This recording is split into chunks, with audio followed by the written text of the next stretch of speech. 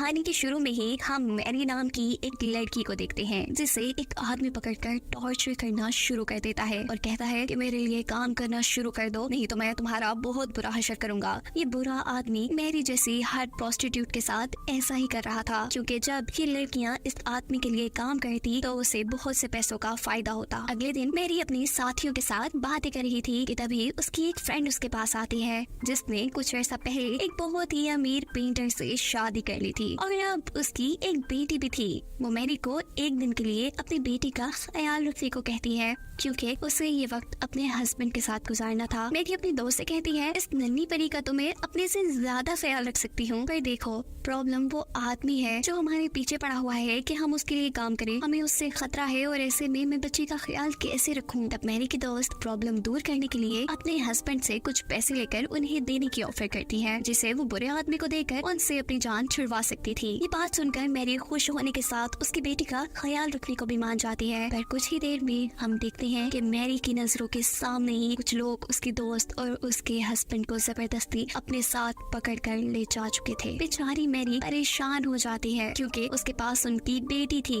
जिसे फीड करवाने तक के भी मैरी के पास पैसे नहीं थे और अब रात भी हो चुकी थी। मैरी के साथ ही अब उसे बच्ची का ख्याल रखने को कहते हुए खुद पैसों का इंतजाम करने के लिए बाहर निकलती है, पर रास्ते में अचानक ही कुछ लोग उसे पकड़कर पूरी तरह उसका गला काटकर उसका मर्डर कर देते हैं। सिर्फ यही नहीं, उन दरिंदों ने उसकी बॉडी के सारे ऑर्गन्स भी निकाल लिए थे। पुलिस यहाँ आती है, पर जब उन्हें केस समझ नहीं आता तो इस मर्डर की इन्वेस्टिगेशन का काम इंस्पेक्टर फ्रेडरिक को देने का सोचा जाता है, जो कि अपनी सिक्स सेंस और फ्यूचर की हल्की सी झलक देखने वाली पावर की वजह से क्राइम सीन का पता चलाने में माहिर थे। आज उसके पास उसके साथ ही इंस्पेक्टर आते हैं और उसे जब वो इस अजीब तरीके से होने वाले मर्डर की कहानी बताते हैं तो वो इसकी इन्वेस्टिगेशन के लिए तैयार हो जाता है। दूसरी तरफ हमें दिखाया जाता है रॉयल फैमिली के एक डॉक्टर को। ये शहर के सबसे बड़े सर्जन भी थे। उन्होंने पागलों के इलाज के लिए एक सर्जरी का तरीका ढूंढ निकाला था, जिस तरीके को आज वो एक पेशेंट पर एक्सपेरिमेंट करने वाले थे। ये पेशेंट और कोई नहीं बल्कि मैरी की वही दोस्त है जिसे कुछ लोगों ने उसके हस्बैंड के साथ किडनैप कर लिया था और अब उसे पागल करार देकर यहाँ लाया गया था।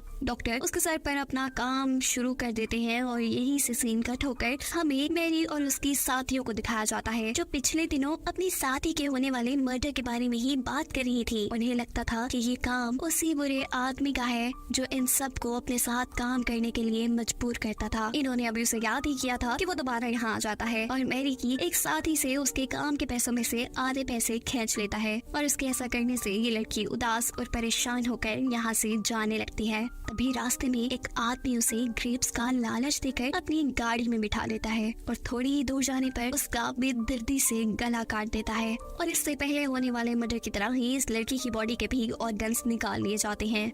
इस मर्डर सीन पर भी फ्रेडरिक आता है। वो पहले यहाँ ग्रेप्स की डंडियों को देखता है और फिर इस लड़की को पोस्टमार्टम के लिए ले जाता है, जिससे उसे पता चलता है कि पहले इसका गला काटा गया, जिसके बाद मारने वालों ने उसकी चेस्ट पर वार किया और फिर उसका पेट काटकर उसकी सारे ऑर्गन्स और उसकी सारी आंतें बाहर निकाल दी। फ्रेडरिक अब अपने सीनियर ऑफिसर के पास जाकर उन्हें बताता है कि ये किसी आम आदमी का काम नहीं बल्कि पढ़े लिखे सर्जन का काम है, क्योंकि बॉडी से ऑर्गन्स निकालने के लिए सर्जरी ब्लेड्स का इस्तेमाल हुआ है जिससे कोई आम इंसान इतनी महारत से नहीं चला सकता। साथ ही डेड बॉडीज के पास से ग्रेप्स की डंडियों का मिलना भी ये साबित करता है कि ये काम किसी अमीर आदमी का है। ऑफिसर इस सारी कहानी को बेकार मानते हुए उल्टा फ्रेडरिक को ही डांट कर ये कहते हैं कि जल्दी इस केस को तरीके से सॉल्व करो और खत्म करो। अब अगले दिन मरने वाली लड़की का फ्यूनरल था। मैरी और उसके सभी साथी भी यहाँ आई थी। इंस्पेक्टर फ्रेडरिक भी यहाँ आते हैं। वो चाह रहे थे कि मैरी की साथियों से कुछ इन्वेस्टिगेशन की जाए, पर वो सभी उसे इग्नोर करके आगे बढ़ जाती है और मैरी से मर्डर की बात करने पर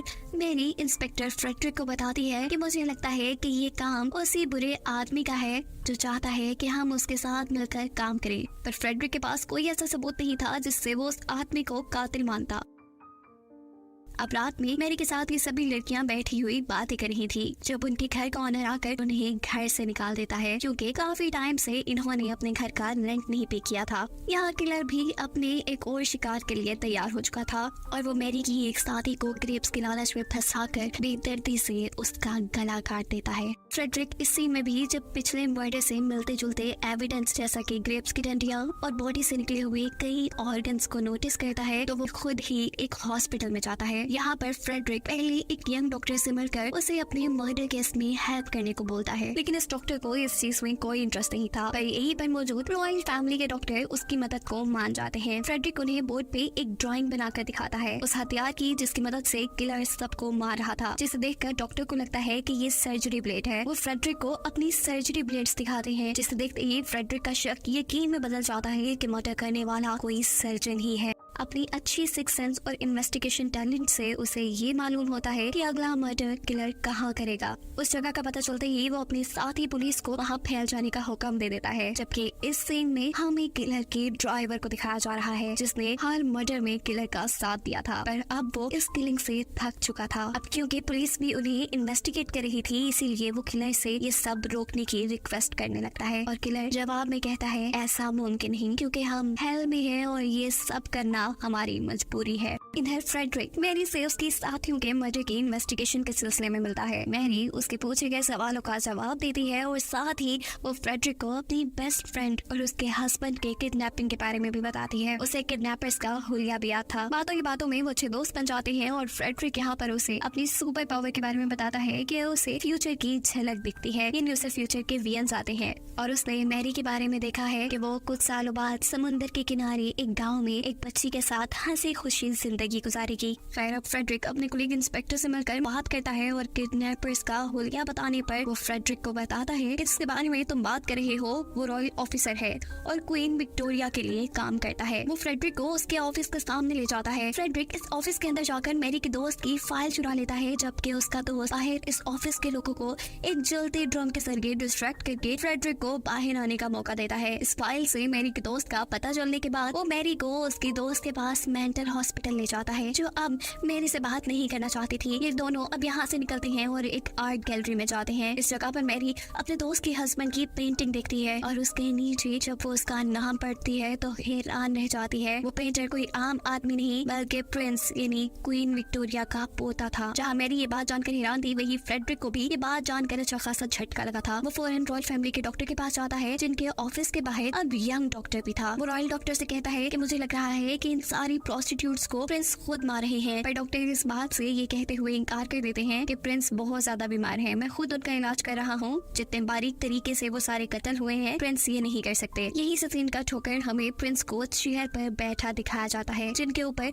वो यंग डॉक्टर कोई रिचुअल परफॉर्म कर रहा था। दूसरी तरफ फ्रेडरिक भी अपनी इन्वेस्टिगेशन में मसरूफ हो चुका था और उसे एक दिन किलर का लेटर मिलता है। लेटर के साथ आधी इंसानी किडनी भी थी, जिसका दूसरा हिस्सा किलर खा चुका था। ये सब लेटर में बताया गया था। वो जब देखते हैं कि लेटर कहाँ से आया है तो उस पे सिर्फ लिखा था फ्रॉम हेल। यहाँ दिखाया जाता है कि किलर अपने एक और मर्डर की तैयारी में है और वो एक सड़क पर चलती प्रोस्टिट्यूट को अपने झांसे में फंसाकर अपने ड्राइवर के साथ मिलकर बेदर्दी से उसका गला काट देता है। और इससे पहले कि वो उसके ऑर्गन्स निकाल पाता, यहाँ एक आदमी की नजर उस पर पड़ जाती है, जिससे डरकर ये लोग यहाँ से भाग जाते हैं। फ्रेडरिक जब इस क्राइम सीन पे पहुंचता है और इस लड़की की बॉडी देखता है तो समझ आता है कि किलर आज एक और मर्डर करेगा, क्योंकि उसने इस बॉडी से ऑर्गन्स नहीं निकाले थे। उसकी सोच बिल्कुल ठीक थी। किलर एक और शिकार को मार चुका था। फ्रेडरिक की सिक्स सेंस उसे करीब भी कुछ बुरा होने का जब बताती है तो वो उसे चेक करने के लिए निकल पड़ता है, पर रास्ते में उसे कुछ आदमी पकड़ लेते हैं। यह आदमी कोई और नहीं बल्कि रॉयल ऑफिसर के ही लोग थे, जो रॉयल ऑफिसर क्वीन विक्टोरिया के लिए काम करता था। ये लोग उसे पकड़कर खूब पीटने लगते हैं, क्योंकि उसने रॉयल ऑफिसर पर इन्वेस्टिगेशन शुरू कर दी थी। यहाँ तक कि फ्रेडरिक को तो ये भी लगता था कि यही रॉयल ऑफिसर प्रोस्टिट्यूट्स के मर्डर में भी इन्वॉल्व हो सकते हैं, क्योंकि ये क्वीन विक्टोरिया के लिए काम करते हैं और शायद उन्हीं के कहने पर प्रिंस की प्रोस्टिट्यूट से शादी को छुपाने के लिए वो उनकी शादी में आए सभी प्रोस्टिट्यूट को मार रहे होंगे। फ्रेडरिक को मार पीट कर ये लोग यहीं छोड़ जाते और फिर वो हिम्मत करके उठता है और दूसरे मर्डर तक पहुँचता है।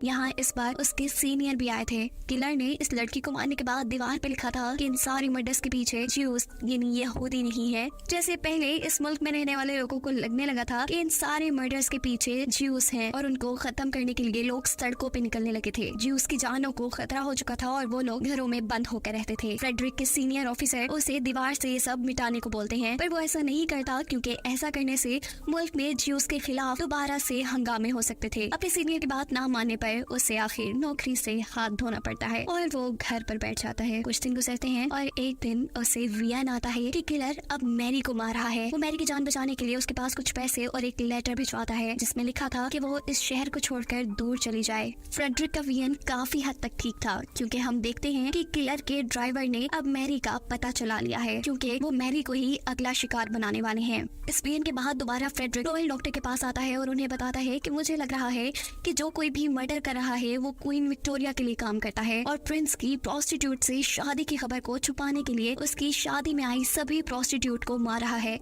फ्रेडरिक अब डॉक्टर से सवाल करता है कि आप भी क्वीन के पुराने आदमी हैं, क्या आपको उन्होंने प्रिंस की शादी छुपाने की ऑफर नहीं की? ये बात सुनते ही डॉक्टर गुस्से में आ चुके थे और गुस्से में उनके मुंह से फ्रेडरिक के सामने सारी सच्चाई निकल जाती है कि असल में वही क्वीन विक्टोरिया के लिए काम कर रहे हैं और उन्होंने ही प्रिंस की शादी की खबर छुपाने के लिए मर्डर भी किए। सिर्फ यही नहीं, उनके 3 साथी भी थे, वो यंग डॉक्टर, फ्रेडरिक के ही सीनियर ऑफिसर और वो रॉयल ऑफिसर जिसने मैरी की दोस्त को मूवी के स्टार्ट में किडनैप किया था। ये सब सुनते ही फ्रेडरिक उन्हें मारने के लिए अपनी गन तान लेता है, पर इससे पहले कि वो गोली चलाता डॉक्टर का दूसरा साथी पीछे से हमला करके फ्रेडरिक को बेहोश कर देता है। रॉयल डॉक्टर मैरी को कत्ल करने के लिए निकल जाते हैं जबकि बाकी सारे उनके साथी फ्रेडरिक को मारने में लग चुके थे। यंग डॉक्टर उसे मारने के लिए पॉइजन वाला इंजेक्शन भर रहा था। इससे पहले कि इंजेक्शन फ्रेडरिक को लग जाता, फ्रेडरिक बहुत हलचल मचाता है और इस सब में वो इंजेक्शन खुद ही यंग डॉक्टर को लग जाता है। रॉयल ऑफिसर चलती गाड़ी से गिर जाता है और इस सब का फायदा उठाते हुए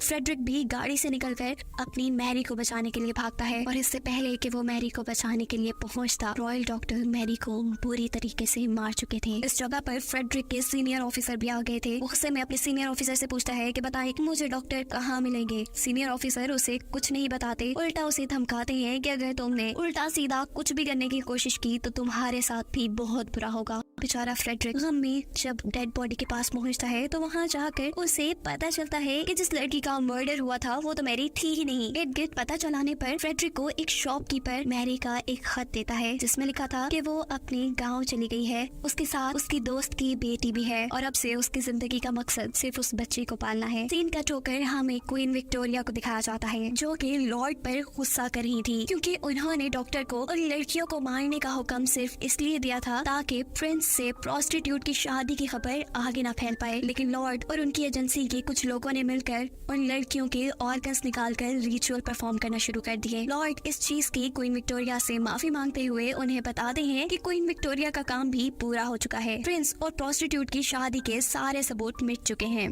क्वीन ये जानकर बहुत खुश होती है और उनका शुक्रिया अदा करती है, जबकि दूसरी तरफ पुलिस डॉक्टर को भी पकड़ चुके थे। उन्हें कोर्ट लाया जाता है पर कोर्ट में डॉक्टर अपने किए की माफी नहीं मांगते। उनके इस एक्शन से कोर्ट को लगता है कि डॉक्टर पागल हो चुके हैं और उन्हें सजा दी जाती है कि उन्हीं के निकाले हुए पागल लोगों को ठीक करने के तरीकों के एक्सपेरिमेंट अब उन्हीं पे किए जाएं। कहानी सालों आगे बढ़ती है और हमें दिखाया जाता है कि मैरी अपने दोस्त की बेटी के साथ समुद्र के किनारे एक छोटे से घर में रहती है। ये बिल्कुल वही वियन था जो फ्रेडरिक ने काफी सालों पहले मैरी के लिए देखा था और अब मूवी के पोस्ट क्रेडिट सीन में फ्रेडरिक के घर उसका कुलीग आता है उसे जगाने के लिए, लेकिन यहाँ आकर उसे पता चलता है कि फ्रेडरिक मर चुका है। फ्रेडरिक के हाथ में मौजूद 2 सिक्कों से उसके कुलीग को ये पता चल चुका था कि उसने अपनी वाइफ के गम में और मैरी की याद में सुसाइड कर ली है। फ्रेडरिक का कुलीग ये सिक्के उठाकर उसकी आंखें बंद करके उसकी आंखों पे रख देता है और इस सीन के साथ ये कहानी यहाँ खत्म हो जाती है।